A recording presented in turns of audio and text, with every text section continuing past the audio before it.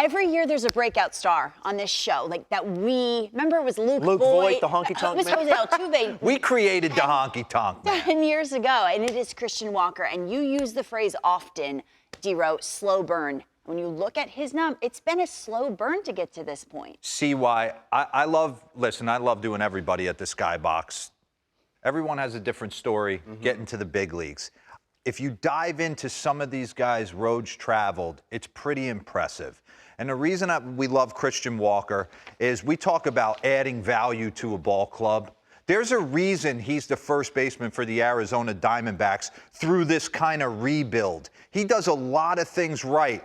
The shooter's definitely one of them, but we're going to get into some numbers here from a defensive standpoint and an offensive standpoint. He might be one of the more underappreciated players in the entire sport. So let's get into it real quick. I want to take you through the mindset. This was a guy, when I first laid eyeballs on him, he was with the Baltimore Orioles, and he couldn't catch any run because Chris Davis was hitting a ton of homers on a $160 million contract. Then he goes over to the Atlanta Braves, Freddie Freeh. Pause this. Then he goes over to Cincinnati, Joey Votto. He can't catch a break. He is ripping apart AAA.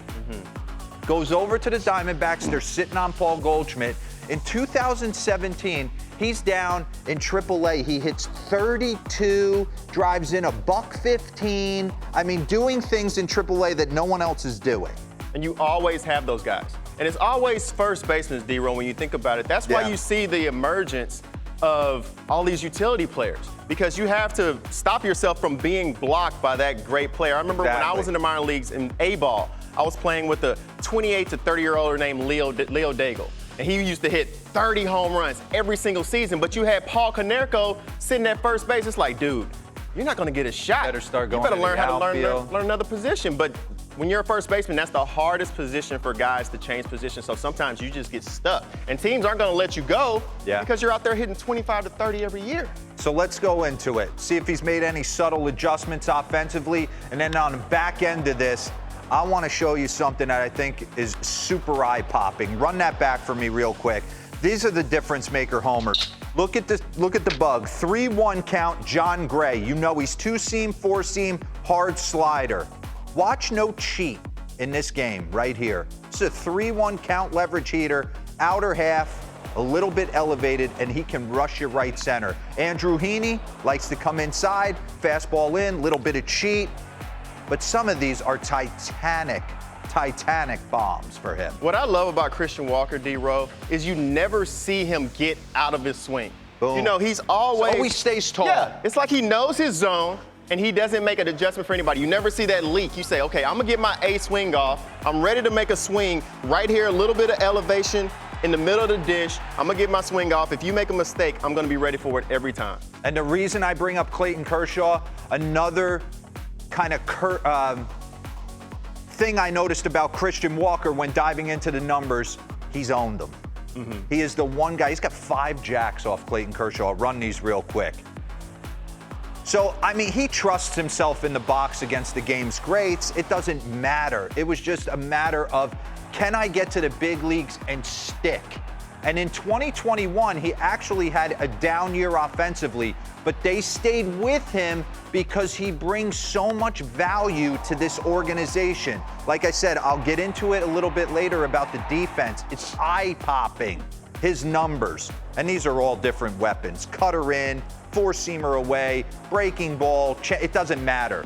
He sees him perfect. Bring up the home run leaderboard. Since the start of 2022, Wow. Did you know Christian Walker's on this list? I didn't know Rowdy Tellez was on it either. But that's who he's walking amongst. And the Diamondbacks know that, and they understand the value that he brings, which is why you bring a player like this. You always want to be that team to find that diamond in the rough. Yeah. Find that player that's in AAA who's just been blocked. He just needs an opportunity, and that's, I think, what makes it so tough in today's game, is that so many things have to work out right for you to become an everyday big league ball player, especially as a right-handed hitter. Everybody wants to platoon you right away as soon as you struggle. Yeah. To be able to earn that opportunity, no matter how long it takes you in the minor leagues, to earn that opportunity at one time, if you take advantage of it, you can ride it into an amazing career. It's funny you say that. Watching Tristan Casas kind of round the bases last night for the Red Sox, and I'm like, what's the leash? Right. It can't be 6 weeks, right? This Right. kid's got light tower power. He was kind of always hung back in AAA, putting up monster years. What's his leash when he got his opportunity? Let's get back in. I wanted to bring up 2021. He talked about covering up a hole. So pause this. He's made a subtle adjustment. He said he was susceptible to high fastballs, elevated heaters, and it was one thing he wanted to close up. So run this 2021. Kind of your generic stock setup. Pause. Run it, click it back just 2. One more. Bang. So what are you susceptible, right, in 2021? The way he presents his bat path, you could elevate a heater. You could elevate a heater on a lot of guys. Can you continuously locate it at the top of the zone? Because you can almost say that about everybody's swing. But he has made a concerted effort to keep his shoulder plane clean, kind of set his bat at a different kind of plane so he can handle the elevated heater in 2023. Run this. So constantly, game of adjustments, just setting it a little bit different, giving himself a better chance. Pause this. Bring up him against elevated fastballs, how he's closed up this hole, and then we're going to get into his defense. So Wow. 2014 through 2021, he had 5 homers on elevated heaters.